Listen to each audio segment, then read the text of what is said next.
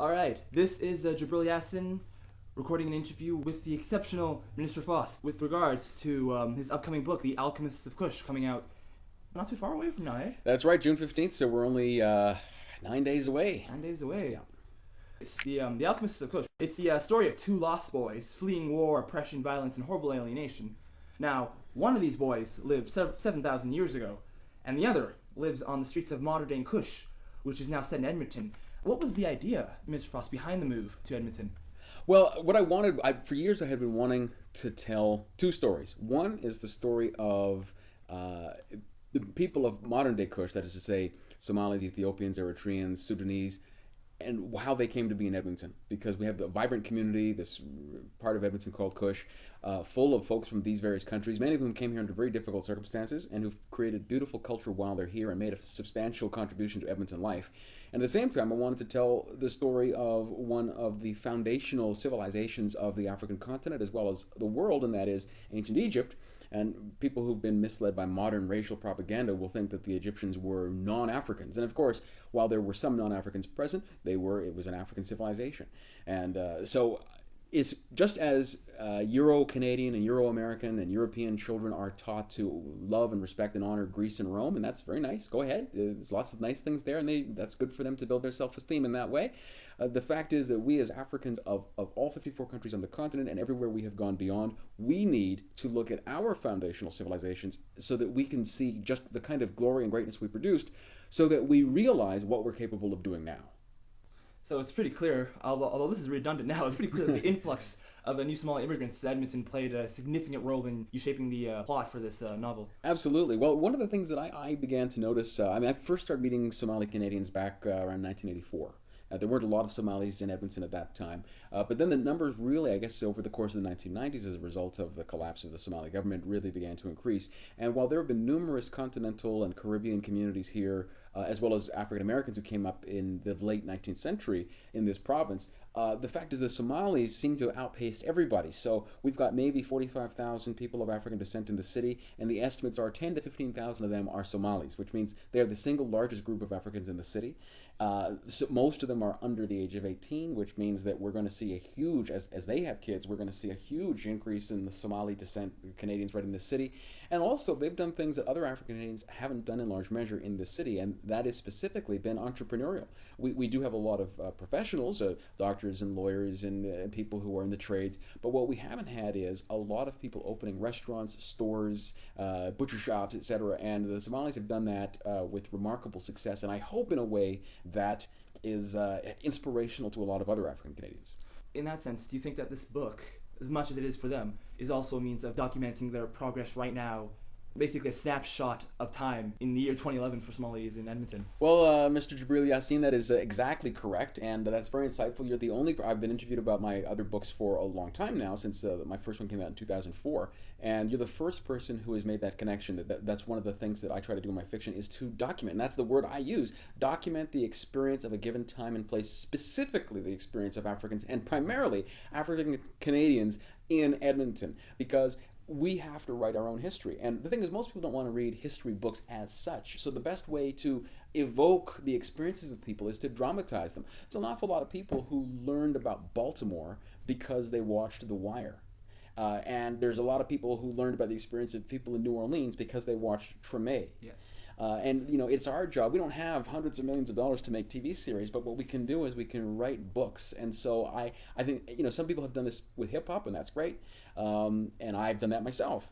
But books give you the space to tell these more complex stories. And so the thing is that you mentioned a minute ago, is that it's not only for Somalis, it's for all of these other African Canadians. And you're right, because we collectively have all these stories. We need to see ourselves, and we need to be inspired to know that, all of us need to start documenting our realities in a way that is going to survive longer than the next trend.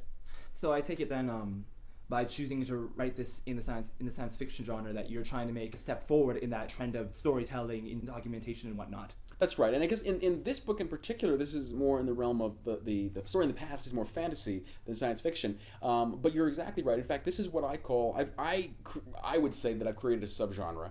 I'm sure lots of people would disagree with that. But so there's science fiction and fantasy. These are two separate genres. There's what's called cyberpunk, which is a type of science fiction in which there's an exploration of how human beings and society change as a result of not just cyber technology, but the ways that machines are going to be part of our bodies, that they are already, whether it's artificial hearts or things that are going to change our brains, and technology that we carry in our hands that was even 10 years ago was unthinkable.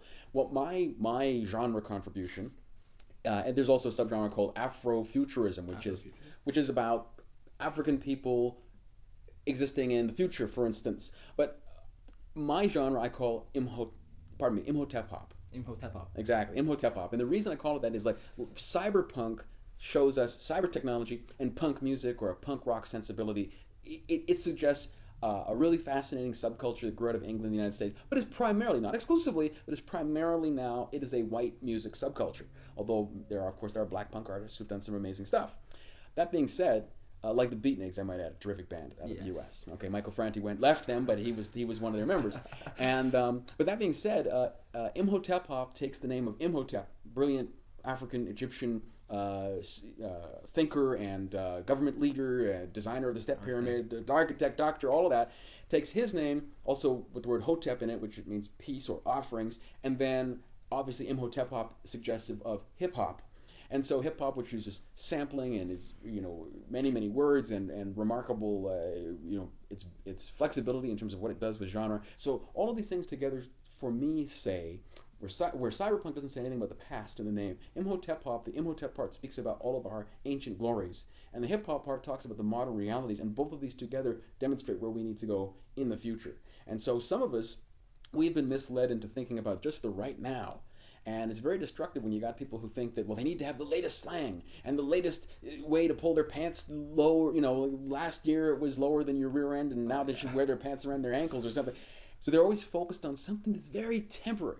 What we need is to be able to focus on three things simultaneously: past, present, and future. That's the only way you really get a global view that lets you see the big picture and make big changes. Why simultaneously? Because people who don't, and this is one of the things that the book explores, is the concept of simultaneity. People who focus only on one miss the connections they need to make. So if they see something that's happening right now, they might think, well, it's always going to be that way. But if you start looking at the future, you need to do that. You need to see how things have changed from the past, and you see that there's a timeline on most things. Most things don't last forever. So you need to be able to understand that a lot of things are going to die out. You also need to be able to figure out which things might actually continue. I mean, for 25, 30 years, some people have been saying that hip-hop is dead. They used to say hip-hop is a fad. Well, hip-hop is clearly neither one of those things. It continues. So what's it going to be in 20 years and 30 years? Are we going to be the owners of it, or are we going to continue to surrender our ownership rights to corporate rich people who don't look like us? So that's just one example of why you need to look at past, present, and future simultaneously. You'll be releasing The Alchemists of Kush as an ebook first for $2.99, and then a paperback much later. Why the change? Well, glad you asked that, brother. We're in the midst of a revolution for writers, and it is the single biggest revolution for writers since the Chinese invented the printing press. So what we have is a situation where let's say you go to the bookstore and you buy a book for $20. Right. Well, contractually, the writer is supposed to earn about 10% of the cover price. So he'll or she will get about $2 for that book. Realistically, once the writer got paid in advance against royalties, most writers do not sell enough copies in order to earn, as it's called, earn out the advance, which means that once the writer got paid a long time ago, the writer probably will never see another dime for that book. So I came to understand that writers are not selling their own books, they're selling the company's books. So ebooks work on a totally different distribution model that's much more like what musicians have now gotten to do through iTunes and other services. They drastically cut out all of the middlemen and all of the costs associated with that. If you're not actually shipping paper, which is after all just dead tree flesh that's been treated with a lot of chemicals, and then you use petrochemicals to drive the actual trucks filled with those chemicals, et cetera. If you can cut out all that pollution, you're also cutting out all that weight and all the costs involved. And so now you can sell a book, instead of for $20, you can sell it for $3 digitally on Amazon.com. The writer can still get $2 for that. That's what the writer was supposed to get for the paper book, but the writer really will get it for the ebook. Now here's another way that it gets even better, which makes it truly revolutionary. If a fan says, I like this writer, just like I like that musician, I got $20 a year for I got 10 writers I like to follow, 10 bands I like to follow. I got $20 for each one of them because I can't do more than that. Well, if each product costs $20, you get one thing a year from that artist, that author, that whatever.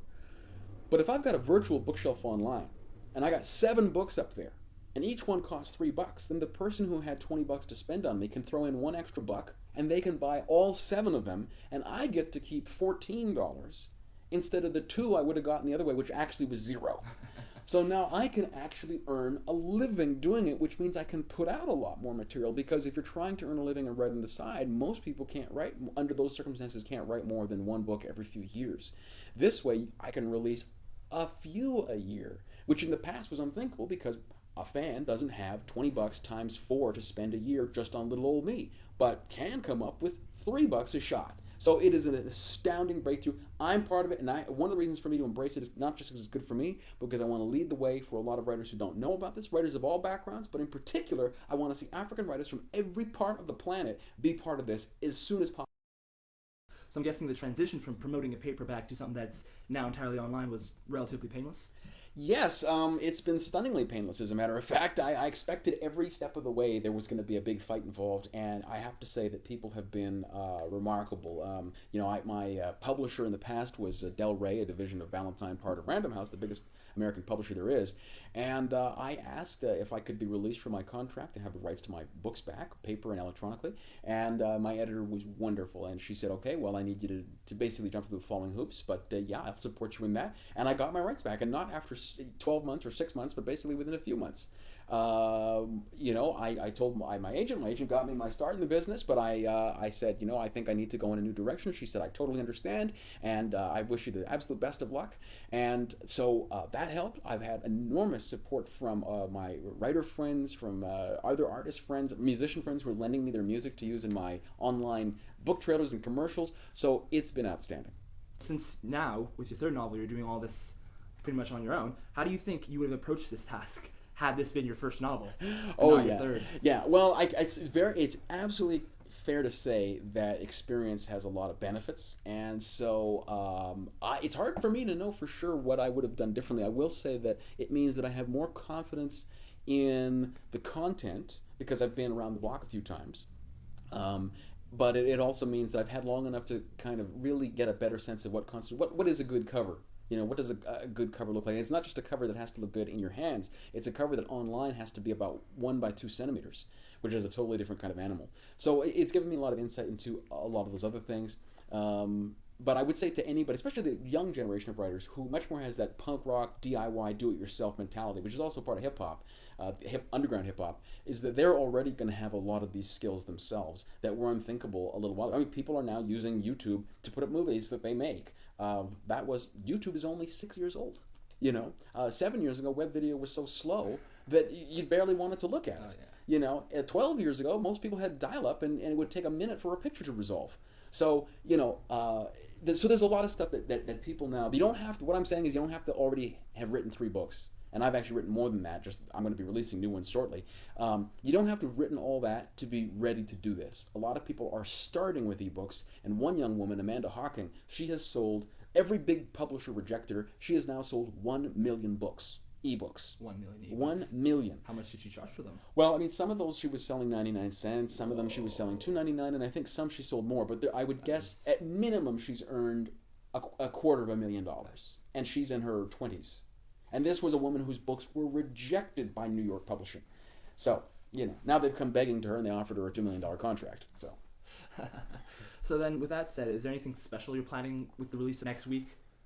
Well, thank you for asking that, brother. On June 15th, when the book will be released, I'm having a special offer because, the book is about people of Kush, our neighborhood Kush, as well as people from Sudan, Somalia, and so forth. I've been a community activist and organizer for a long time in E-Town, going back to the mid-1980s. And recently, one of the things that caught my attention was the Sudanese community was having a book drive. South Sudan is about to become its own country after a peaceful referendum. And, is really, I think, a model for the world where there's violence everywhere, where states are collapsing. They've actually done this peacefully. It's quite astounding.